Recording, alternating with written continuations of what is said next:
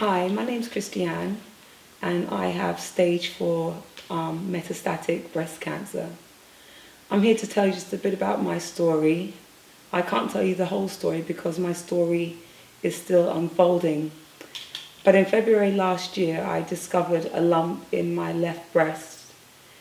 It didn't really worry me that much at first because I knew it was a lump, and living like the health message that I was, I just believed that by following the health message, the lump would go away. And I was very much focused on God getting the glory for my lump getting away. So what spurred me to get a diagnosis it wasn't that I was worried about the lump. It was that when the lump went away, I didn't want anyone saying that it wasn't cancer. It was just a node or a lump. So I got a referral to the hospital in May last year, where they confirmed that I did have stage 2, grade 3 breast cancer. At the time, they offered me chemotherapy and a lumpectomy. A lumpectomy is just where they cut the lump of cancer out of your breast and give you chemotherapy so that the lump or the cancer can't spread anywhere else. At that time, I said no, I didn't want to have the lumpectomy. I wanted to continue following God's health plan, his laws of health, and I wanted the lump to go away. So for the next 3 to 4 months, I wasn't saying I was consistent, but primarily I was doing a lot of raw foods and a lot of juicing. But unfortunately for me, that didn't make my lump go away. My lump actually went from 4 centimeters to 16 centimeters in 3 months' time. So I went back to my consultant, and she was a bit worried that my lump had grown so aggressively, and she offered me the chemotherapy again, and she offered me, at that time, she said she could no longer do She said she could no longer do a lumpectomy, she could now only give me a mastectomy. But because I was refusing to do the chemotherapy, she said that she would not offer me a reconstruction. I was really upset about the news that she gave me, but I believed that at the time that God had shut the door. So when I got another letter from the hospital to come and see them, I phoned them up and told them that I wasn't coming and that I was going to discharge myself from their care. And I took myself off to America for 6 weeks, where I went on a regime of raw juices and raw foods. During the time that I was in America, I had complete clean out of my colon, my liver, my kidneys, everything that could be done to help the cancer to go away. And I have to say that it didn't do anything. My cancer didn't go away, my lump didn't shrink. While I was in America, I actually became sicker than I had been before. And I didn't know at the time, but what was happening was that my cancer had actually spread from my breast to my abdomen. And I was in a state where some days I couldn't even get out of bed and I couldn't walk. And I was looking back and I was thinking, well, maybe I did the wrong thing. Maybe I shouldn't have discharged myself from the hospital. Maybe I should have stayed under their care. I'm a firm believer in God, and I believe God and I trust God with all of my heart. God has been a father to me for many, many years of my life. And I really wanted God to get the glory for everything that was happening to me. In fact, when I was first diagnosed with cancer, I prayed and I said, God, am I going to die? Am I going to die from this cancer? And I said, God, I need you to give me a message if I'm going to die or if I'm going to live. And I said, Lord, I'm not going to look for this message. I need you to give me the message, and it has to come directly for you, not one that I'm searching for. And I prayed that prayer on a Monday, and I didn't tell anyone what I had prayed about. And the following day, I received a message from my daughter, and she had sent me the scripture, John 11, verse 4, about Lazarus being sick and that his sickness was not unto death, but that God might be glorified through him. And that was what I kind of took with me throughout my journey. And I have to say that although I love God and although I believe in God, this has not been an easy journey for me. My faith has wavered like a ship on an ocean. It's been assailed by so many waves that have just beat about it.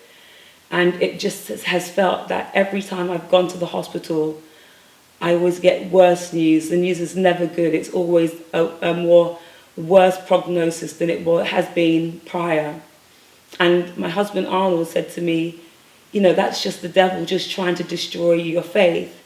And I hadn't looked at it like that, because before I just thought, well, maybe God's just not listening to me. And I remember that when I was in America and I was flying back from Nashville to New York, I spent my whole plane journey just in tears. The man on the plane next to me, he must have thought I was crazy, because it was like a 2.5-hour flight.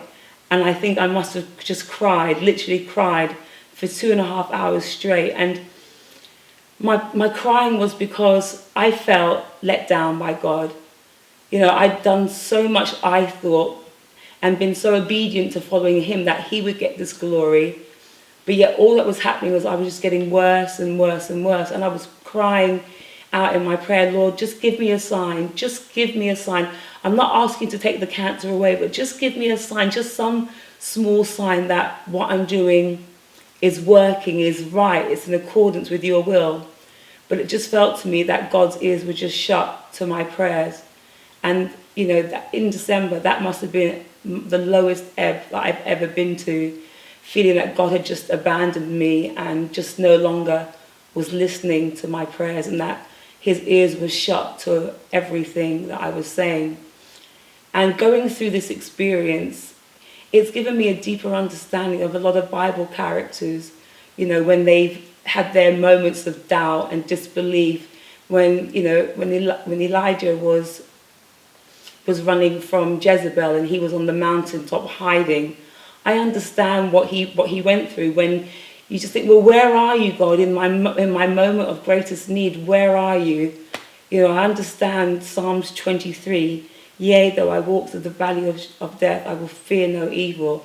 I know what it's like to walk through the valley of the shadow of death. And I just think that going through this, it's just given me a deeper understanding of God's word and the experience of different people. And it just made me realize as well that actually, that what I'm going through is very much like what Bible characters went through. And there were times where I was almost brought to the place of doubting, like, does God really exist? Is this just some fallacy that I've been brought up to believe in? But then when I've looked back at the Bible and I've read the stories in the Bible, it's made me realize, no, this is true. God's word is true. God's word is truthful. And that although God might not be acting in my life how I want him to act, God is there and he is real. And so my journey, as I said, is not finished. It's a journey that's still in progress. And another friend of mine had said that sometimes when we get sick, we have it mapped out how we want God to heal us. And what we're simply doing is like telling God, right, God, I want you to heal me like this, like this, like this, like this. But actually, God's going to do what he wants to do in his own time, in his own way. And what I've got to learn to do is to be patient and to be obedient and to be trusting of him. And I trust God. So even though God hasn't answered my prayer in the manner in which I would like it to be answered, I know that God's hand hasn't left my life. I know that God is still involved in my life, that he deeply loves me. He deeply loves all of us. And it's just a course that we have to go through in life. And I believe that God has allowed me to go through this experience to grow my faith. And you never know how deep your faith is until it's tested to the limit where, the potential is that you could die. And death might be a reality for me. But even if God chooses that my life is to end within the next year, the next 5 years, I still trust God anyway, because who am I to question God and to question what is to happen with my life? Because my life is a product of his creation.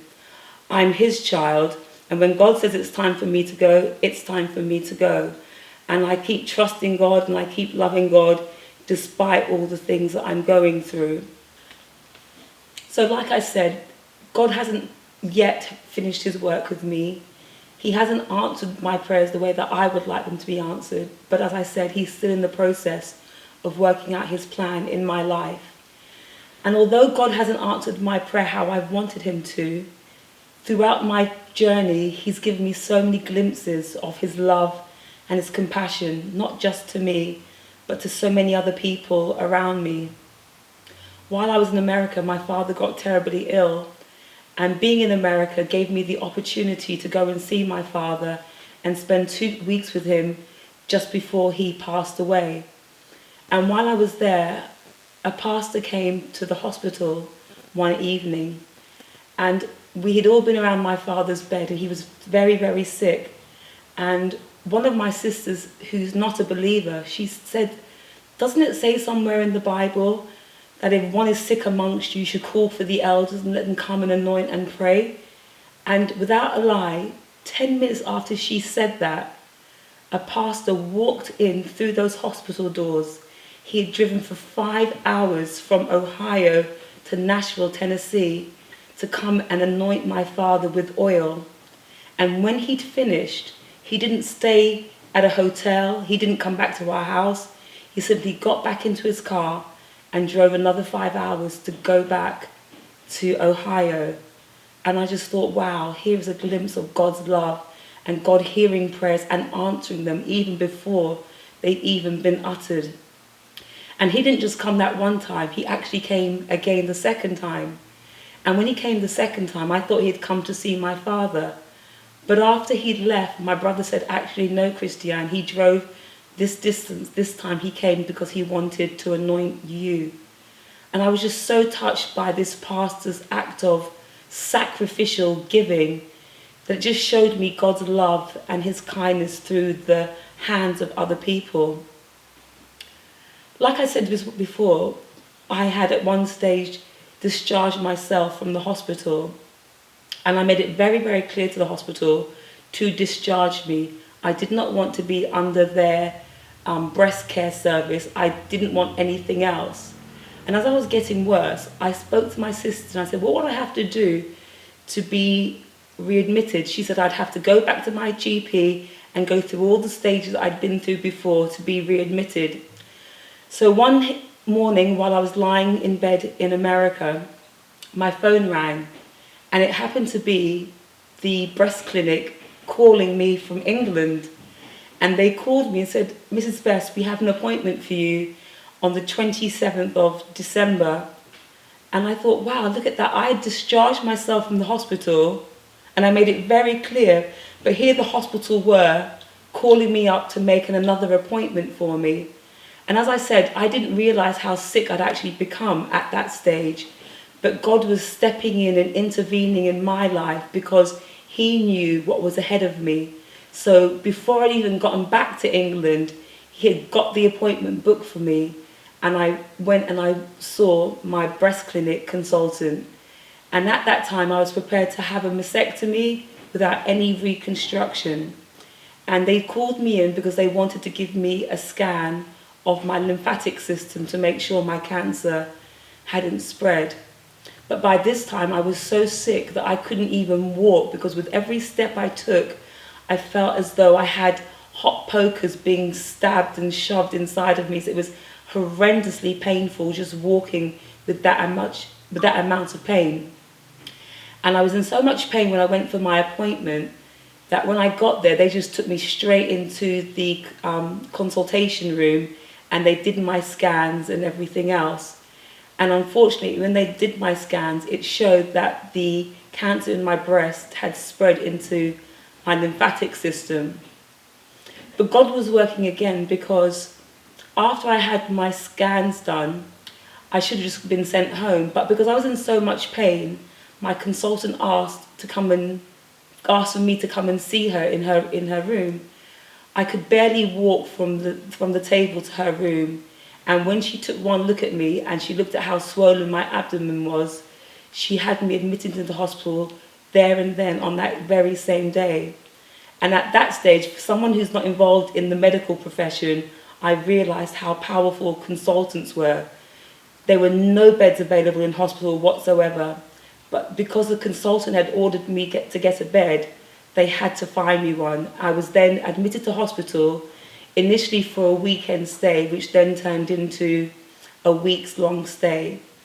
While I was there, I had CAT scans, MRI scans, I had biopsies, and everything showed that the pain I was having in my abdomen was that the cancer had spread to my abdomen. It's not inside my uterus, it's actually within the wall of my abdomen. And they say that makes it difficult to operate on because they're not really sure what organs the cancer will attach itself to. So I then agreed to go ahead and have the chemotherapy because at this stage my body was just shutting down from the cancer. It was in my breast, it was in my abdomen, and a month later I was to find out that my breast cancer had also spread to my bones, and I was very, very sick. They managed to get my pain under control, and I came home for a month afterwards, and it took me about that month to actually heal and feel better. After that month, I then went to have my bone scan, and a few weeks later, I hadn't heard anything. I went to see my oncologist.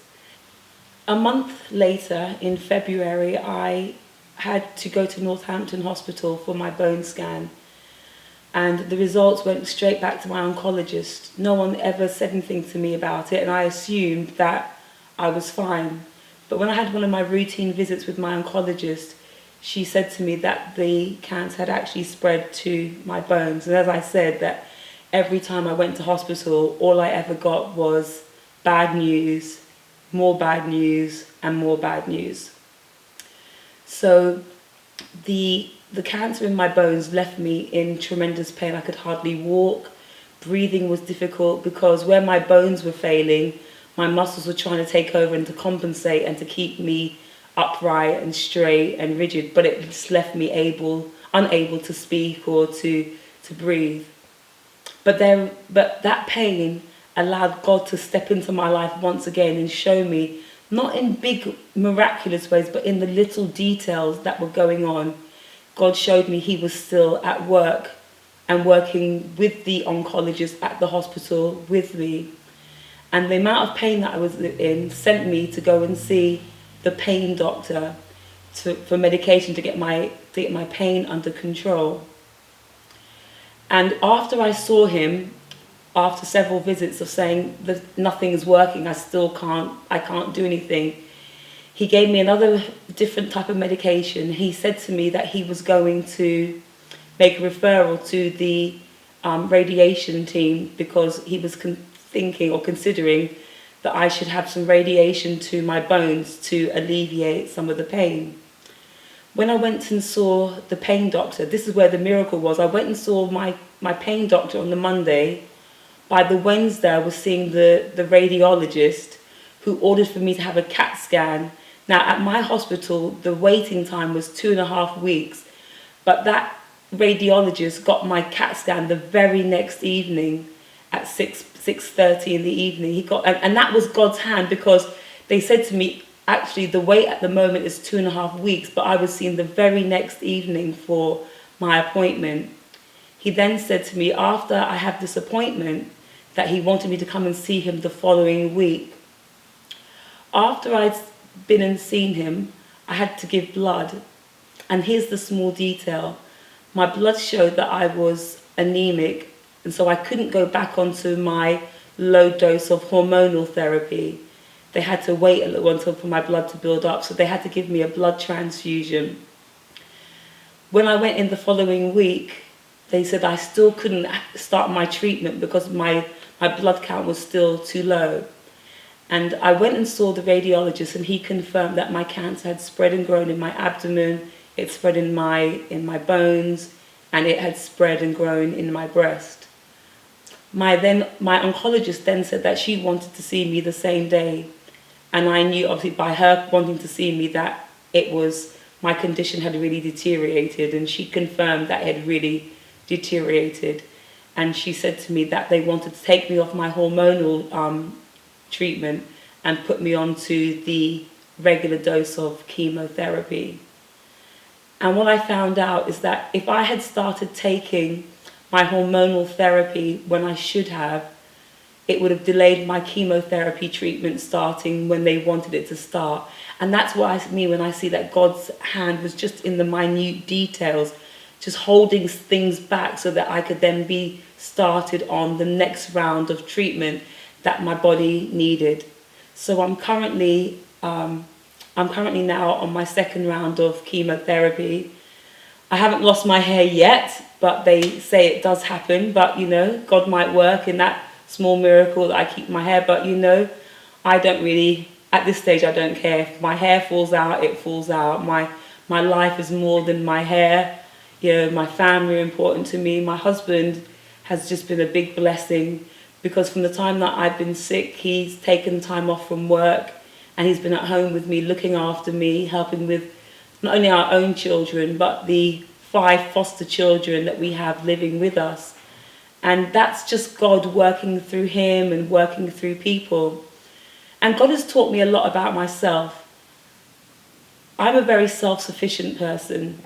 I'm very much like, I can do everything myself. I don't need anyone's help, and I'll know how to manage things.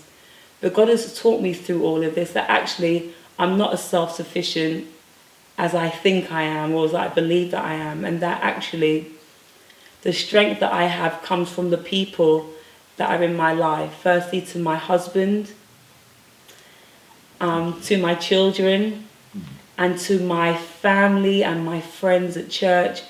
And I've had friends come over and cook meals.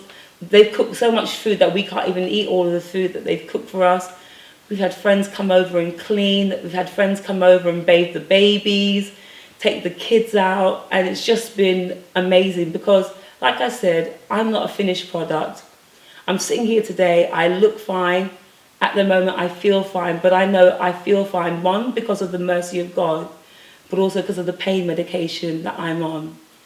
But as I said, the people that are in my life, people like Clive, who is like a father to me, has taken time to come up and see me. Many people have come from far and near and come to see us and bless us with their time and their love. People are praying for us, and all around the world, we have people praying for us, congregations praying for us, people we don't even know saying that they're praying for us. And what I've realized is that my being sick has allowed people to come and reach out and show their love to us. And had I not been sick, it doesn't mean that people don't love you or don't love us, but it's actually given them the opportunity, should I say, to demonstrate that love and that kindness. And that's something that I'm always going to carry with me, that no matter how busy I might get in my life, that when family is sick, when friends are sick, when strangers are sick, that I need to be sacrificial in the giving of my time and my gifts and whatever I have to go and reach out to those people and make their lives better, happier, just from spending time with them. So I'm grateful to God for my illness, because he's taught me a lot about myself, and he continues to teach me a lot about myself.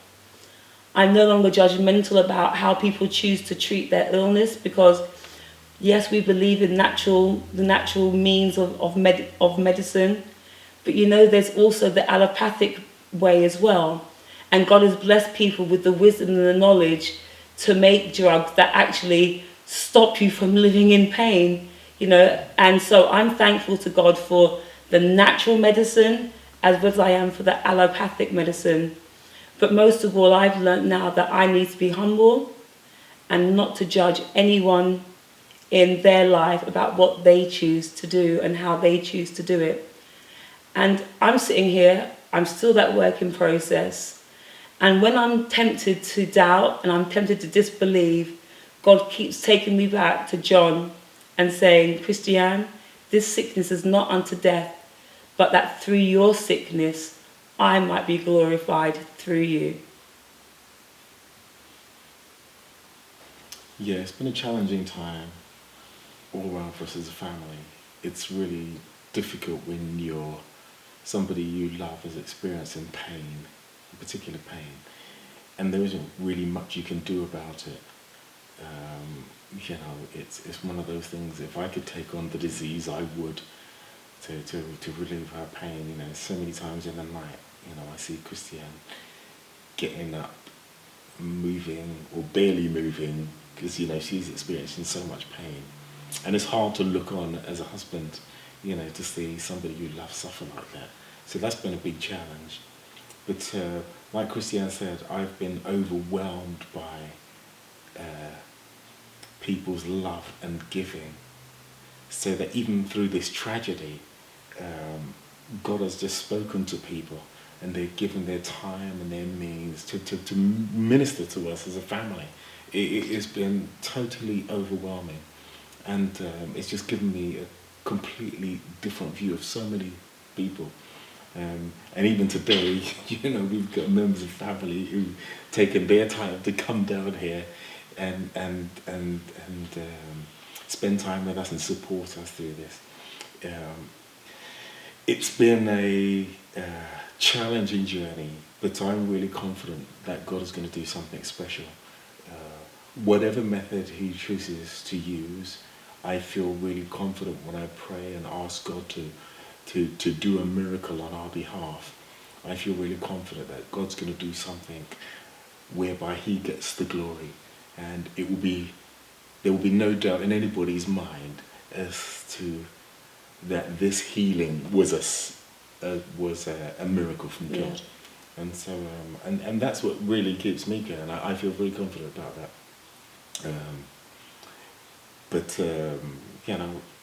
Looking after a family during this time is been difficult, and I'm glad the children have kind of taken it in their stride. They don't seem anxious or worried about it, and so that's kind of made it easier.